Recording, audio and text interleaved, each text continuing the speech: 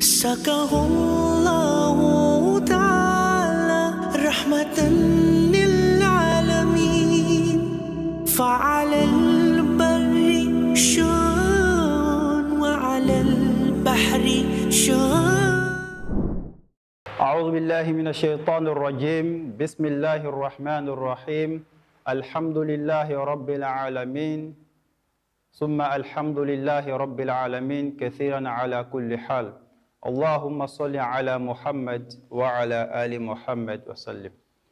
Très chers téléspectateurs de IMC TV, encore une fois nous demandons à Allah subhanahu wa ta'ala de nous accorder ses faveurs, de nous accorder ses bienfaits, ses grâces, que je traduis par Assalamu alaikum wa rahmatullahi wa barakatuh.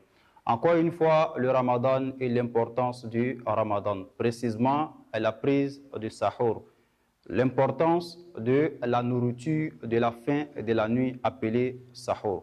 Qu'est-ce que nous gagnons à manger avant l'aube?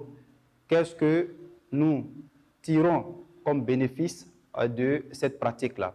D'abord, il faut revenir au Coran lorsque Allah subhanahu wa ta'ala parle de Muhammad sallallahu alayhi wa sallam et parle de la sunna du prophète Muhammad sallallahu alayhi wa sallam, car c'est à travers Muhammad que nous arrivons à mieux pratiquer l'islam. Et qu'est-ce qu'Allah dit?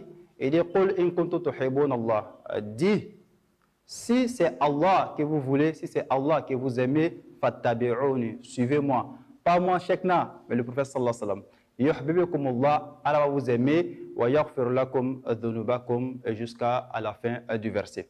Pour dire qu'on doit suivre Muhammad sallallahu alayhi wa sallam dans ses pratiques. Donc le sahur est une sunna du prophète Muhammad sallallahu alayhi wa sallam.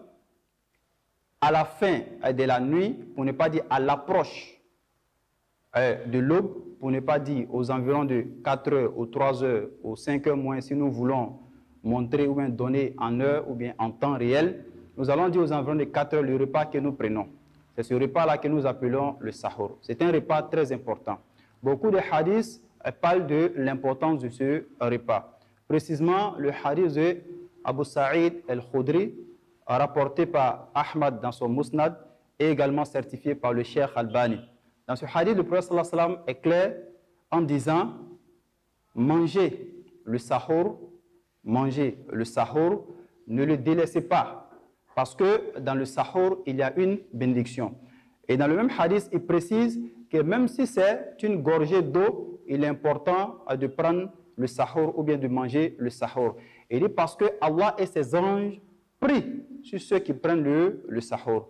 Allah et ses anges prient sur celui qui prend le sahur. Pour nous dire que c'est très important.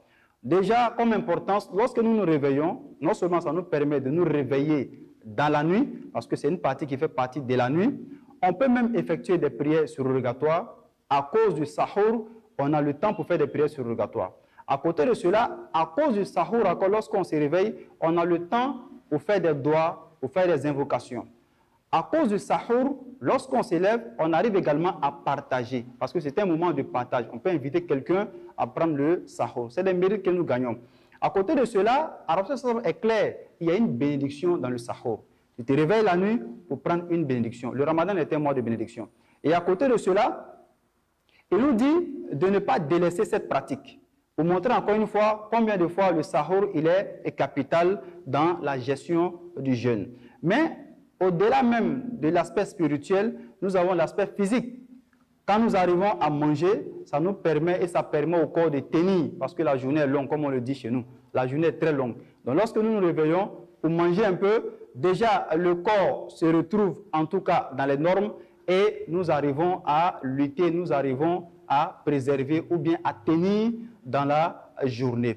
Et à côté de cela, on va dire que par moment, certaines personnes ont des difficultés de manger tôt le matin.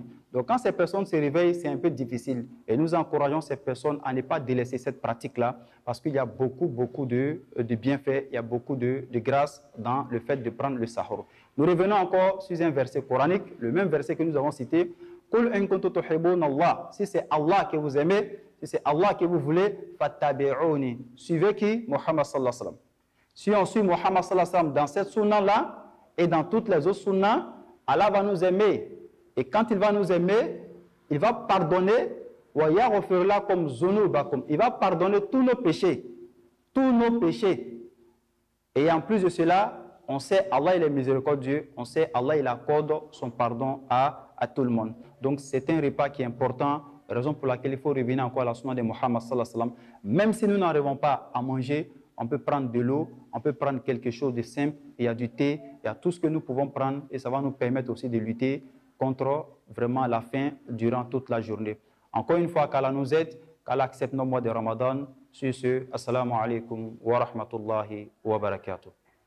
Sakahullahu